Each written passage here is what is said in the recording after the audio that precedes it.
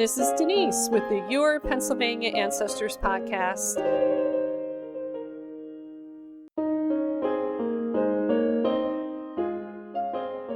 Do you have researching in the archives on your list of 2020 goals?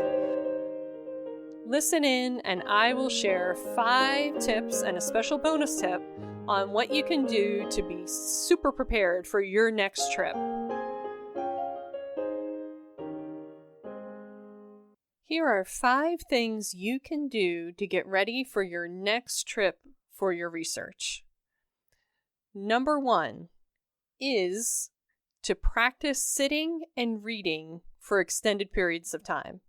Now, I'm not talking about reading all day long, like 6 or 8 hours. I'm talking about, can you sit and read for 20 minutes without stopping to check your phone or hop on the internet? This is a challenge for a lot of us. We're so used to just looking up what we want to know right that instant. So what do you do if you're reading a book and you just get stuck on a word? You'll need to learn to start to write things down. Write down questions that you have for yourself. Write down what you're thinking about as you do the reading. Write down the key points that you're learning. Learn to take notes like you were back when you were in school. And really practice not using technology. This is going to help you when you get on site in an archives and you're dealing with a lot of paper and you need to concentrate and really focus on what's there right in front of you. So tip number 1, develop your concentration. You even might want to take yourself out to a library, maybe a library that you've never been to before, a university library or a community college library or your local genealogical or historical society library, and just sit there and go through maybe what could be some really boring material. But just sit down and just practice reading through those articles. It's really going to help you when you get out and you're on site.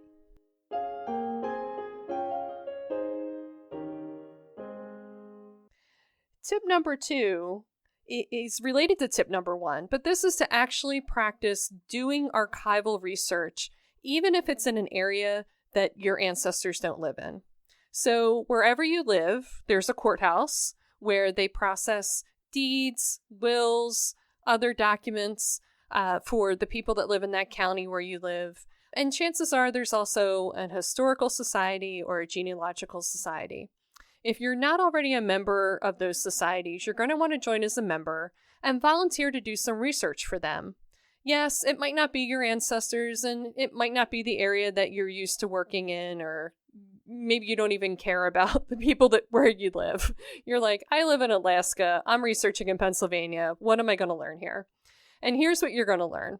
You're going to learn how to actually use records, how to actually look things up without using Google or the internet.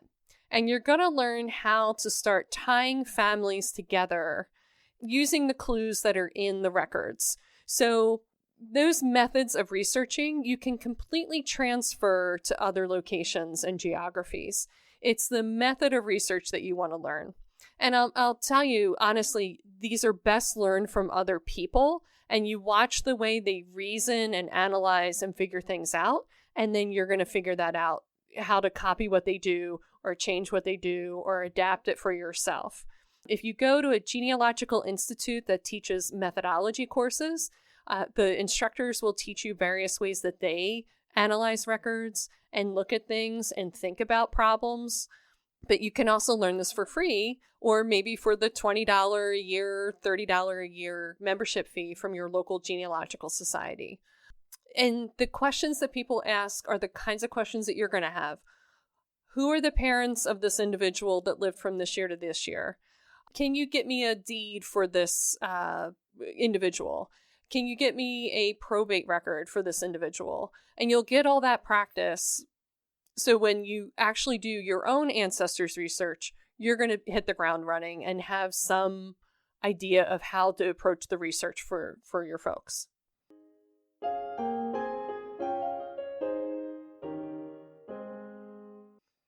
Tip number 3 is to practice reading handwriting. So for some of us, this comes naturally. For others of us, it's a struggle. And there are great online resources and great text resources that you can practice. You're going to have a lot of clerks in courthouses that generally have pretty good handwriting. So those are great records to start with. Census takers usually had pretty good handwriting, and get your practice there. Then as you move into church records, they get a little more difficult. When you move into overseas records, other countries, you're dealing with language translation, also more difficult. So put in the show notes some resources. One is an online course that you can take and practice for yourself. It's totally free. And then also the Reading Early American Handwriting book has so many examples where on one side of the page is the handwriting you can practice for yourself, and on the right hand side is the actual translation into what we would consider regular type text, the way we're used to reading everything.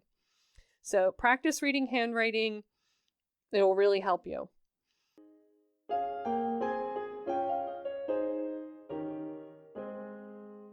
Tip number 4. Before you head into a local archives to research your ancestors or you contact them, make sure you do that research of the local history as much as possible. Really dive in and understand the area that your ancestors lived in. An easy way to do this is not Wikipedia. You can always start with Wikipedia though, and scroll all the way down and look at the sources that they used. But go to Internet Archive. It's archive.org, and type in the name of the town or the county where your ancestors are from, and see what books they have that are free and scanned in.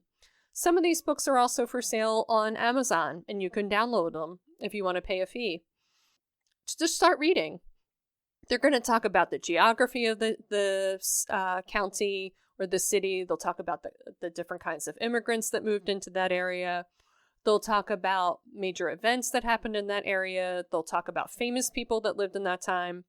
And perhaps if it's one of the biographical works, they'll even talk about maybe an ancestor or someone related distantly through your family line.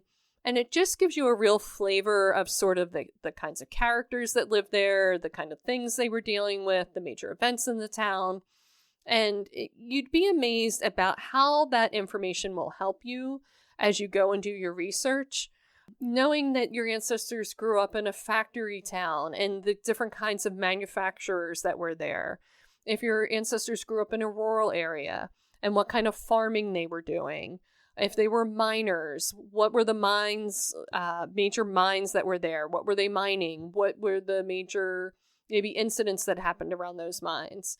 When did the major influxes of people come into the community? All those things really will help your depth of knowledge and help your research. And you'll start to see some of the same surnames come up over and over and over again. And then it's like, oh yeah, those are the people in my community.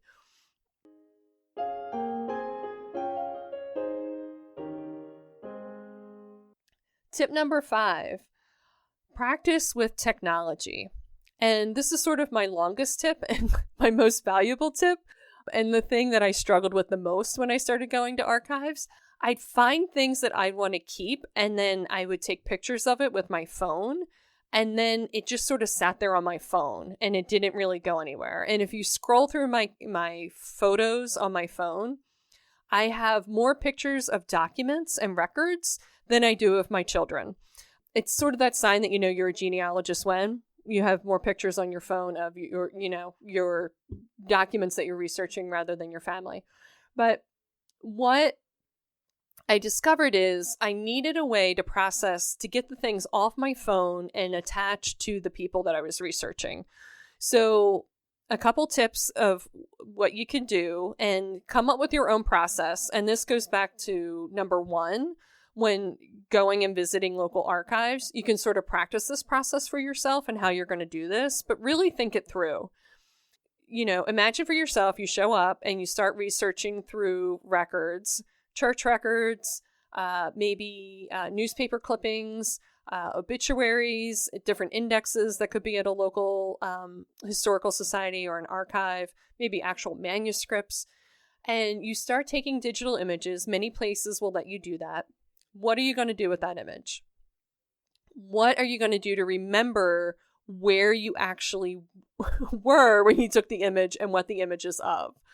Okay, so here's my tips. Here's some ways that I did it, and maybe this will help you. There are different scanning apps that will take the photo and turn it into a PDF immediately. So PDF is portable document format. Adobe is the main purveyor of viewing those. If you have a Macintosh computer, a MacBook of any kind, you can use the Preview application that's built into the computer to see these, and it's for free. But those PDFs are very valuable, and a lot of the apps will automatically straighten and make your image look great. So it makes it a kind of a more manageable size, and it also allows you to name the image. So you can actually call it the name of the source, which is helpful, and where you got it from. A lot of times those apps will also allow you to annotate the image, maybe add some text onto the bottom, so you can actually do what are called waypoints. What I fondly call dirty citations, because it's not a neat and clean citation.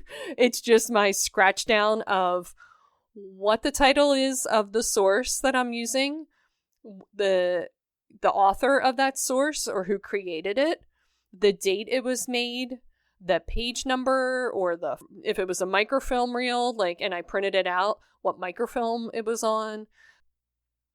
I also want to know the actual physical location where I am, where I got that resource. You'd be amazed, or maybe you wouldn't be amazed if you're like me, how soon you can forget where that thing came from. So definitely practice writing down all that information so you can do a nice, neat, and clean citation when you get home. If you're very adept, you could do that on your laptop or on your phone in a separate file. Definitely when you're at the archive, or actually write it down with a pencil on a photocopy of the document. I highly recommend digital images to do those if possible while you're on site, because you can always print it out at home later. And you have the advantage then of zooming in and zooming out on that image at any time on your devices. If you are only permitted to do a photocopy, a lot of times at, say, the Recorder of Deeds office, they will have digitized their deeds maybe, and you can print them out on site. But you're going to get that deed that was maybe in a book that was 18 by 24 inches. It's now going to be reduced to 8 by 11. And it can be hard to read, quite frankly. But they're going to hand it to you as a photocopy. So you're going to want to make sure to write down, and this is the tricky part, the deed book it was in, the page number it was on, and everything, because that's probably not going to be on the digital image that they hand you, or the photocopy that they hand you. But yeah, really think through what it is your workflow is going to be.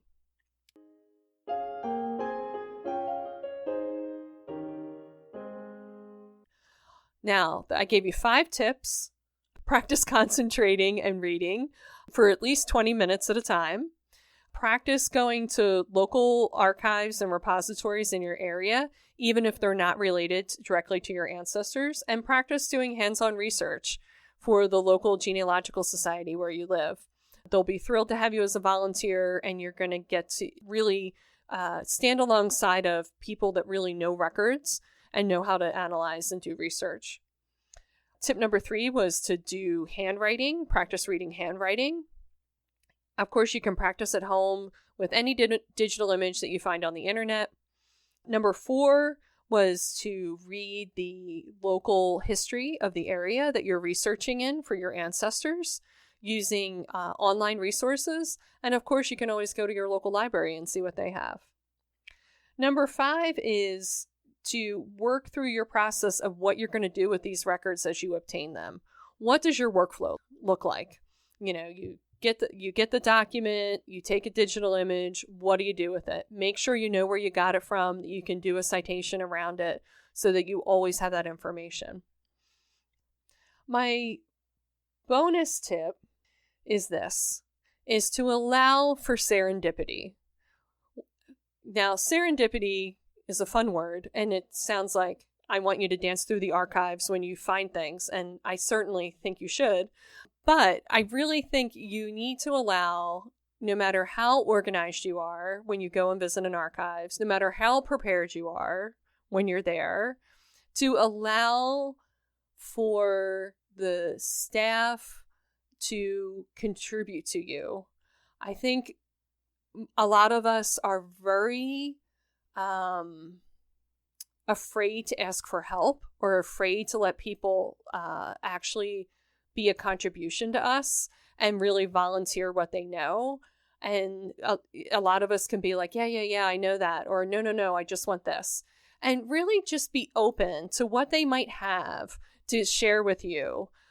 And it's really funny. Sometimes you can be sitting alongside of someone else in that archives who's researching ancestor who's related to yours. I mean, you just don't know when you show up at these places what could happen. And just allow for that. Allow them to show you or introduce you to new kinds of records that you may not have experienced. I shared on, I think, the very first episode of my podcast about a trip to the Pennsylvania State Archives and them telling me that they had records of the mental institutions in the state of Pennsylvania. And I had an ancestor who was hospitalized all the way back in 1911. I think, now I look at his record and I think, oh, he had dementia given his age and the kind of the symptoms that they shared in the record. It was very cursory. It wasn't a whole lot. But I often think about if I hadn't just been in a conversation with the staff that day, talking about, oh, what's some interesting records, that people don't usually use, or, and kind of thing. And they said, oh, well, we have these. And I wouldn't have never known that those were available to me. You just want to allow some room in your schedule, no matter what it is and no matter where you go, to allow for sort of that serendipity. And also, I always laugh that every time I answer a question in my genealogical research, I get 3 more to research. So that will happen to you too. You'll find this record, you'll make this connection to your ancestor, and then you'll go, oh, well, what about this? Or what about that? Or who's this person? And you'll want the chance to actually do that research when you're there because you're there. So give yourself a chance to get sidetracked a little bit. You can make some fun discoveries that way as you're going along. But of course, like with all research, whether you're doing it online or you're doing it on site, do keep in mind what your focus is and write down questions that you have as you're going along. That's always a great practice, especially on the internet. It seems I always can sidetrack myself on the internet. So write down your questions of things to research later. You don't have to do it all at once. You don't have to go down the rabbit holes of the internet and chase every bunny that you find. Those are my tips. If you have tips to share for doing research on site, I'd love to hear them. You can send me a question through my website, make an audio recording. I'd love to get a compilation of people's tips. I think that would be so fun to share. And then if you have a favorite archive or a favorite repository in the state of Pennsylvania, I'd love to hear that too. I think that would also be fun to share.